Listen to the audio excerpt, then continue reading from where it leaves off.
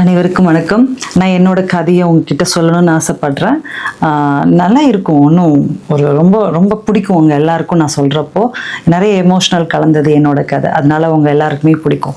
நான் இப்போ குக்கிராமத்துலேருந்து பிறந்து வளர்ந்தனால பக்கத்தில் ஊரில் திண்டுக்கல்லில் படித்தோன்னு ஸ்கூல் படிப்போட நிப்பாட்டிட்டாங்க அம்மா அப்பா, வசதி இல்லைன்னு ஒரு காரணத்துக்காண்டி. ஏன்னா நான் ஒரு சாதாரண மிடில் கிளாஸ் ஃபேமிலி, ரொம்ப ரொம்ப நார்மலான லைஃப் எங்களுக்கு. அது வருஷத்துக்கு ஒரு ட்ரெஸ் அப்படி தான் எங்கள் அம்மா அப்பாலாம் வாங்கி தருவாங்க. ஸோ அதுதான் நாங்கள் போடுவோம். அந்த ட்ரெஸ் வர்றதுக்கே ரொம்ப ரொம்ப சந்தோஷப்படுவோம் நாங்கள். அது தீபாவளி அன்னைக்கு மட்டும்தான்.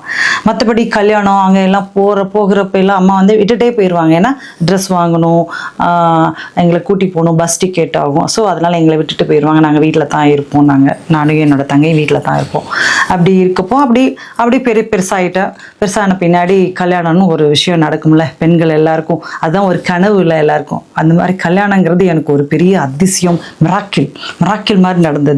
எப்படின்னா ஃபாரின்லேருந்து ஒருத்தர் பொண்ணு கேட்டாங்க.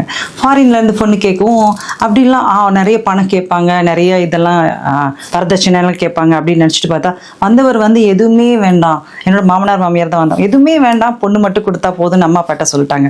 எங்கள் அம்மா அப்பாவுக்கு ரொம்ப ஜாலியாகிடுச்சு. என்னடா ₹1 செலவு பண்ணாமல் அழகாக எங்கள் அம்மா அப்பா கல்யாணம் பண்ணி கொடுத்தாங்க. ஏன்னா எல்லாமே என்னோட கணவர் வீட்டிலேருந்து எல்லாம் நகையிலேருந்து பணம் செலவுலேருந்து எல்லாம் கல்யாணம் பண்ணி ஒரு குட்டி போனாங்க.